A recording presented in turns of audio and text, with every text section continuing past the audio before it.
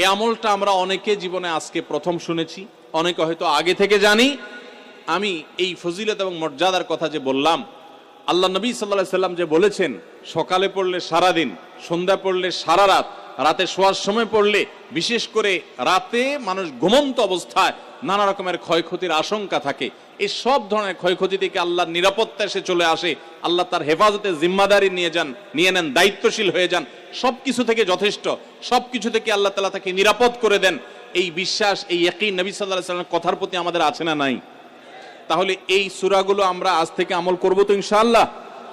এই 3 কুল সকাল সন্ধ্যায় এবং রাতে ঘুমানোর আগে এটা পাঠ করার একটা বিশেষ পদ্ধতি আছে। সেটা হলো নবী করিম সাল্লাল্লাহু আলাইহি সাল্লাম শিক্ষা দিয়েছেন, এই 3 কুল সূরা ইখলাস 3 বার পড়বেন, সূরা ফালাক 3 বার পড়বেন, সূরা নাস 3 বার পড়বেন। পড়ে 2 হাতকে এরকম কোষ করবেন, এভাবে কোষ করবেন।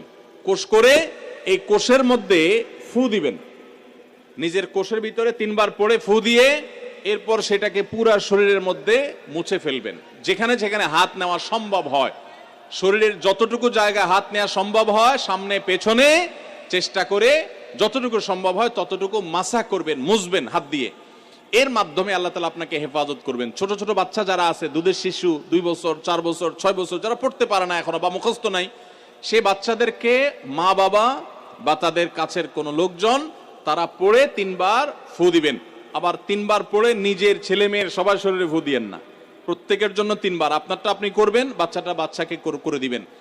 এই আমলগুলো আল্লাহ তাআলা আমাকে যেদিন জানার তৌফিক দিয়েছে, আপনাদের উৎসাহের জন্য বলি, সারাদিনে আর কোনো আমল করতে পারি আর না পারি, নফল আমল হিসাবে এই আমলটা সজ্ঞানে, বিশেষ কোনো বিপদ আপদ মুসিবত না হলে আমি আলহামদুলিল্লাহ এই আমলটা কখনো ছাড়ি না।